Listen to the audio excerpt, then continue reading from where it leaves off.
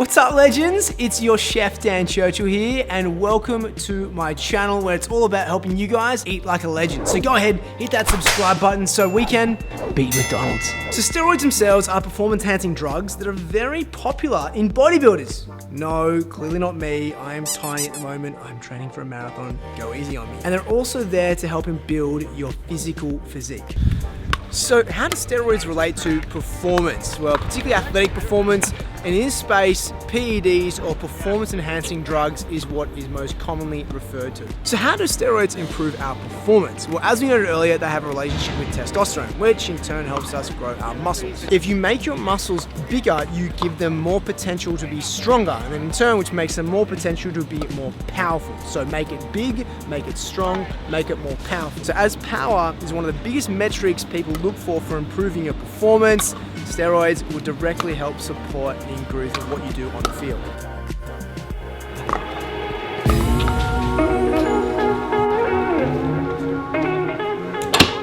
So what exactly are steroids or anabolic steroids? They are a synthetic form of testosterone. Now, testosterone is known as the main male sex hormone, helping us produce amazing muscles. Obviously, we have a great development throughout puberty, and all the things that we need to help reproduce as well. But do women as well have testosterone? The answer is yes. Women do also have testosterone. Let's show some of the actual range in units. So, males typically have between 300 and 1,000 units of testosterone. Females, 15 to 75. Arguably some of my best stick figure work. But in all seriousness, when women speak to me and say, if I do workouts at the gym, am I gonna build all those big bulky muscles? Well, despite the fact that women do have testosterone, it is nowhere near the amounts that are gonna be getting to where they need to be unless they take certain substances. Just interrupting this to have my athletic greens. Some of the best things you can have for building muscle. Let's talk about the benefits, shall we? So number one, the most obvious, it helps build muscle. So what you'll see is the term hypertrophy, where the actual fiber of the muscle will expand in diameter, making your muscles filled out and much bigger and stronger. As a result, as I said earlier, they build big, they build then to be strong. As a result, you can make them powerful. Another aspect is the fact that because you're building all this lean muscle, you actually build the ability to burn fat through increasing your metabolism. So yes, another benefit to taking on steroids is the ability to burn fat. Now, some of the negative things. There is a direct correlation with heart disease. That's a big one. Not to mention the effect it has on your liver. There is even the relationship with baldness. So man, if you're kind of concerned about going bald, definitely avoid taking on steroids. Now here's the big one. Let's talk about the reproductive section and steroids. So there is a link between having effects on your reproductive system if you're consuming steroids. Now, there's a lot of things out there that we can laugh about, but actually be considered quite serious. For example, is it true that your eggplant shrinks? No. There's not enough evidence to suggest that if you are taking steroids, your eggplant shrinks. What about your testicles? Well, here's one thing to note. The biggest commonality in the things we've seen in studies is that your sperm count can decrease. Now, as a result, people like to think that would mean your sac shrinks up and therefore mean you have a lower manhood. Yet to say there's not enough evidence truly to suggest that, but we do know your actual reproductive sperm count does decrease. So if you want to summate anything when it comes to anabolic steroids and the male reproductive system, it's simple. Your sperm count is statistically going to reduce. Do you remember that movie Pumping Iron? The greatest feeling you can get in a gym, or the most satisfying feeling you can get in the gym, is the pump. That was for me the first exposure into one, actually lifting weights, getting me, interested in doing so, and two, just how big humans can get. I didn't realize at the time of watching it that, the steroids were consumed. This was during a period of time where they were more readily available, but it really got me interested in learning how we can really push our bodies. After learning about steroids, I've never taken them myself, but I was so enamored in trying to find a way through food to really get us to get to the size or the physique that we want to be. Hence why I got into cooking and improving our performance through food. At this point in time, team, I want to also just note a lot of my friends have been assumed to have taken steroids when they have not.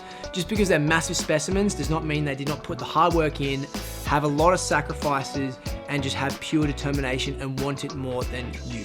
All right? Simply put, when you assume, you make an ass out of you and me. Just because someone's a large specimen does not mean they took steroids. So if you're like me and you want to build muscle without using steroids, here are my tips to building up that testosterone count using natural foods. So if you're plant-based, focus on peanuts along with tofu. Peanuts helps produce more testosterone. Such a big win. Same thing for tofu. They have an amazing amount of protein, and despite obviously having a potential relationship with estrogen, as we've noted before, it takes you 14 servings a day to have any negative effects on your hormones. If you are not plant-based, beef and even all the organ meats have a relationship with testosterone like no other. Personally, I focus on fish and a lot of the lean chickens and poultry like that as well. But they're my favorite foods to choose to improve my muscle gain, and I know have an association with testosterone. We interrupt this steroid chat to talk about being able to hold your pee, and there is no study to date that has a causal relationship with being unable to do so. So Maverick, we're not saying you've had steroids, but dude, work on it. Oh yeah, 2001, 2002. So, before the mid-1970s, steroids themselves were widely available. In fact, you can get them from pharmacies and physicians. And then, in the early 1990s, nations such as the US enacted laws making it harder for you to actually get them without a prescription. This led to a lot of underground laboratories lowering the quality, which led to more harmful effects. Bit of a fun side note on this one, this actual law led to steroid tourism because some nations didn't enforce this law or didn't have a way of really regulating it, so people would travel to those countries and still get the over-the-counter steroids that they would always love. Alright team, that is it for this week's video. Love your work. Thanks for sending through this week's topic, a very popular one.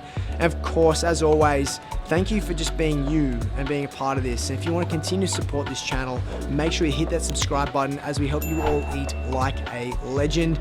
And you help us achieve our goal and overpower McDonald's because they are rubbish, put simply. Anyway team, something that's not rubbish is Athletic Greens. And what we are doing is giving away a monthly subscription to one of you lucky winners. Now what we want to do is first hit like, hit subscribe, and then leave in the comments 5 ingredient dish that you would cook for your lovely mum.